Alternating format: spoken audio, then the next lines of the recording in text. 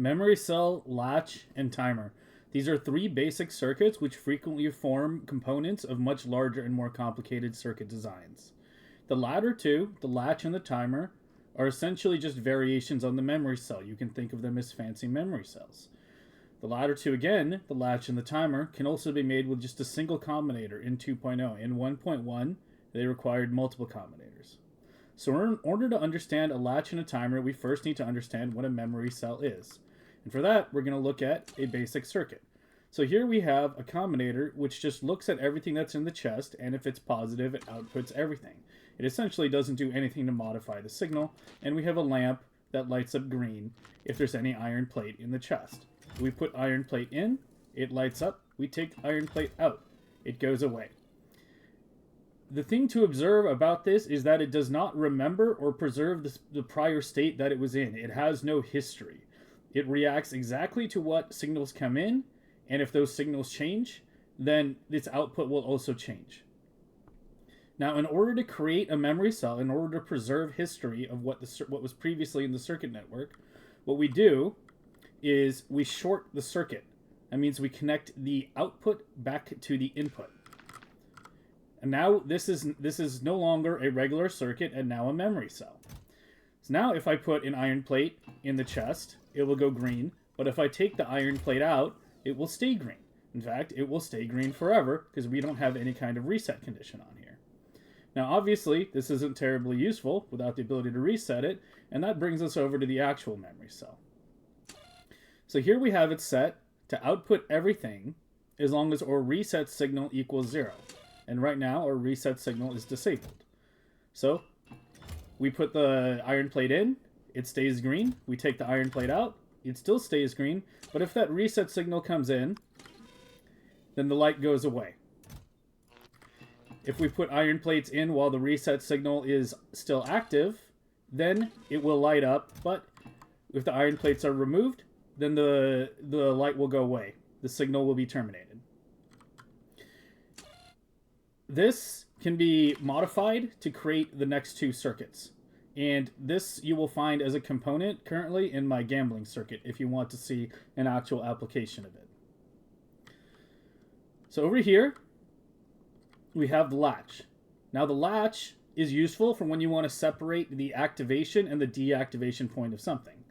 As you saw with the previous circuit, if I put iron plates, say I have the activation threshold at 5, if I put iron plates in and it passes 5, it will turn green, but if it goes below 5, it will turn red or turn off. If I want to have the activation threshold at a different number than the deactivation threshold, that's when you need a latch.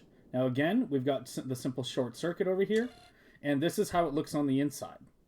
Now we've currently got this set so that if anything is over 8, it will send the green light signal, or if anything is over 2 and the check mark is equal to 1, then we'll also send the green check signal. So here we have this set to 2 and 8, so if we put 2 iron plates in, it will still say red because the activation threshold is at 8. And if we ramp it up, as soon as we cross 8 plates, it switches to a green light. Now, as I stated, the deactivation threshold is different from the activation. So if we remove the iron plates, it will stay lit until it drops below 2. And now that it's down to 1, it goes back to red, and it will stay red again until it goes over 8. So to go over it once again, if the total contents, or whatever you decide to specify here, is greater than 8, it sends the signal. Or if it's over 2 and the check mark is set to 1, then it will send the signal. Because of the memory cell configuration, because of that short circuit, once it crosses 8, it sends this, which is then preserved. If I take these out and look at it, you can see now that the 8 is disabled, but the 2, it's still over 2, because we've got 3 iron plates in, and the check mark is still equal to 1 because of the memory cell behavior. However, if we go below 2 iron plates, it no longer satisfies this condition, and it stops sending a signal, effectively resetting the circuit. That's a latch. That's very useful when in train stops. It's useful in a lot of things. There's a lot of different designs I've used it in, but it's basically useful at any time you want to separate the two thresholds. It's one of those things where once you understand it, there's a lot of places where it can fit in order to stop something from flickering on and off and getting better control over the activation and deactivation thresholds. And that brings us to the third and final circuit, the timer. The timer is simply set so that if we have t is less than 60, t being your time signal, it outputs both on 1 and the input count. And again, you might notice we have a reset signal over here called 0. This isn't necessary, but I include it by default in my timer circuits because being able to stop a timer is quite useful. This circuit is a core component of my spider mall design, if you want to take a look at an actual implementation of it. So the way this works is t constantly cycles from 1 to 60, and when it hits 60, it no longer satisfies the input conditions and resets the circuit.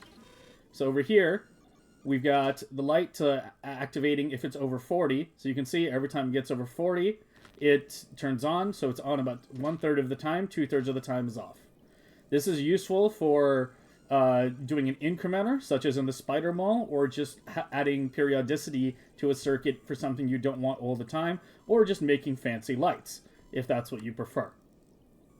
Now, as far as the reset signal goes, we have, again, the reset combinator here, and if we turn that on, R comes out, which completely stops the circuit. This completely resets the timer. It does not pause it. It resets the timer.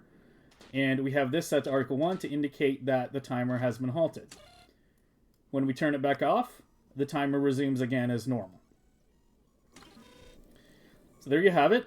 3 basic circuits. We have memory cell, latch, and timer. These are very useful circuits, and I highly recommend understanding how they work and incorporating them into your designs where you see applicable.